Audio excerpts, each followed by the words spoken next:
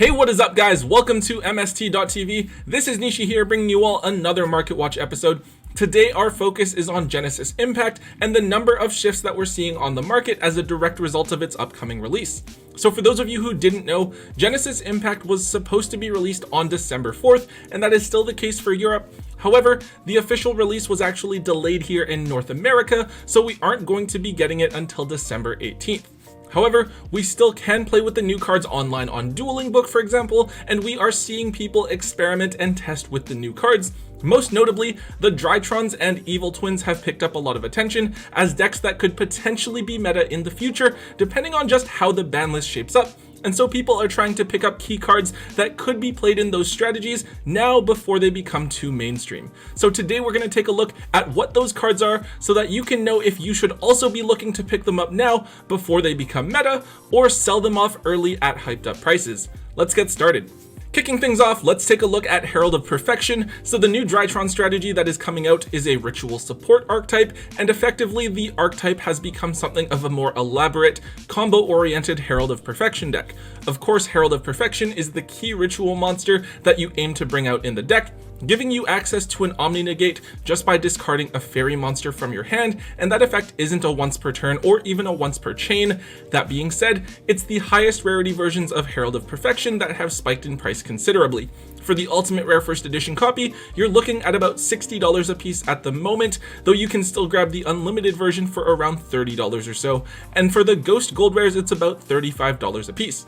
I believe that even the ultra rares from the original set have mostly been bought out. I think there's only a couple on market at the moment, where the cheapest is $15. However, there is still one budget version available in the gold rare from Premium Gold, which is only $2 to $3 at the moment. However, with just the one budget friendly option available, I'm actually expecting that version to shoot up in price as well to around the $7 to $10 range within the next couple of weeks as we get closer to the official release of Genesis Impact here in North America. Obviously, just how well this card's price is going to stick depends largely on how successful the deck is going to be here in the TCG. With cards like Herald of Perfection and Herald of the Orange Light, the deck is actually a combo deck that is very resistant to Nibiru. However, I feel like because the deck is so reliant on Herald to put up those negates, it's vulnerable to something like a Kaiju. Anyways, if you do want to play the deck, I would definitely recommend grabbing a version of Herald sooner rather than later. Even if it gets reprinted, the Ghost and Ultimate Rare versions are likely to retain value in the long run as the higher rarities, and I am also expecting the Ultras and even the Gold Rares to go up a bit more in price as people are eager to try out the new strategy and there isn't too many budget-friendly options available.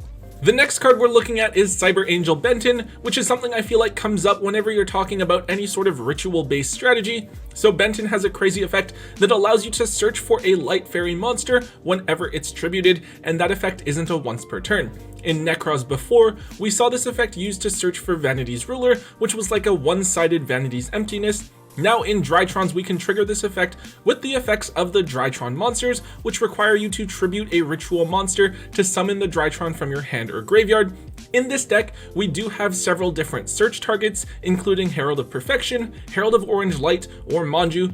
Benten is a really important engine card for the Drytron deck because it allows you to search for Herald consistently, or alternatively, thin out your deck and get fairies added to your hand to burn for your negates with Herald of Perfection.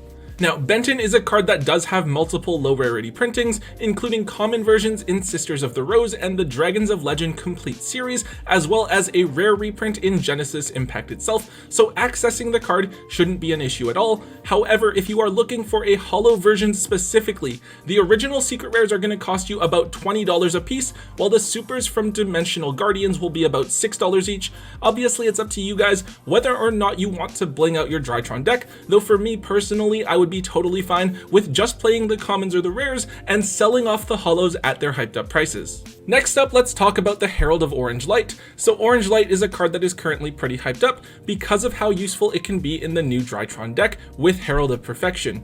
Herald is a hand trap that can function as a negate. Now, because it's a fairy, you can discard it for Herald of Perfection as a negation, or if you don't have Herald established on the field yet, you can discard it along with another fairy from your hand to negate the activation of an opponent's monster effect and destroy that card. So this card can help get through a card like Nibiru.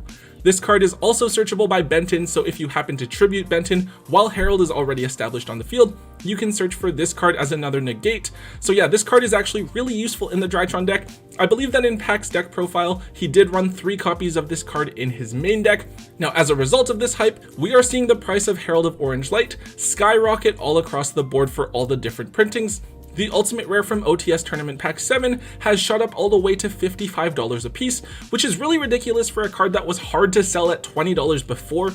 Aside from that, the card only has one other holo printing, which is a Shatter Foil from Battle Pack 3, and that version is basically bought out with the only copies available at $17 each. And then finally, the card does have multiple low rarity printings from Turbo Pack 7, the Duelist Genesis, and the Wave of Light structure deck, and I believe that the cheapest copies you can find on TCG Player right now are about $6 to $7 each. This is kind of crazy because the card does have multiple different lower rarity printings, though the card is still a 3 of for a deck that is being hyped up as having tier 1 potential, so it does make some sense. This card was very easy to overlook before, so it's definitely something that's worth digging out of your bulk and offloading your extra copies of now before it gets reprinted, especially because if it gets reprinted as something like an OTS Tournament Pack Super, all of the common printings will tank even further in price.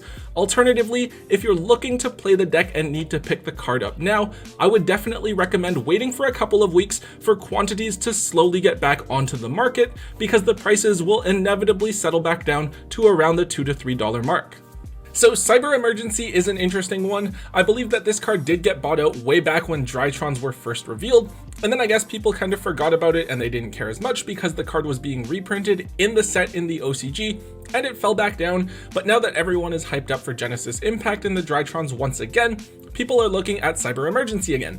Anyways, Cyber Emergency is, interestingly enough, able to search for any of the Drytron monsters since they are all light machines that cannot be normal summoned or set. So basically this card is a free reinforcements of the army for the theme, though it is a hard once per turn. As a result, we did see the secret rare version of Cyber Emergency get bought out, and it is now up at the $17 price point. This is pretty high, especially considering that the card was only $8 a couple of weeks ago. Now the card does have a couple of different lower rarity printings, as it was an ultra rare in Dual Overload, which is now only $4 or so, and then it's also in Genesis Impact itself, and you can grab that super rare reprint for under $1. So yeah, while the card is definitely necessary in the deck at 3, I personally think that you're better off offloading the higher rarity versions and playing the more affordable super rares, and then if you really need to, you can buy the secret rares back in a little while after they've settled back down. Or if you have something like max rarity Cyber Dragons, you can play this card in your Drytron deck as well and get a lot of mileage out of them.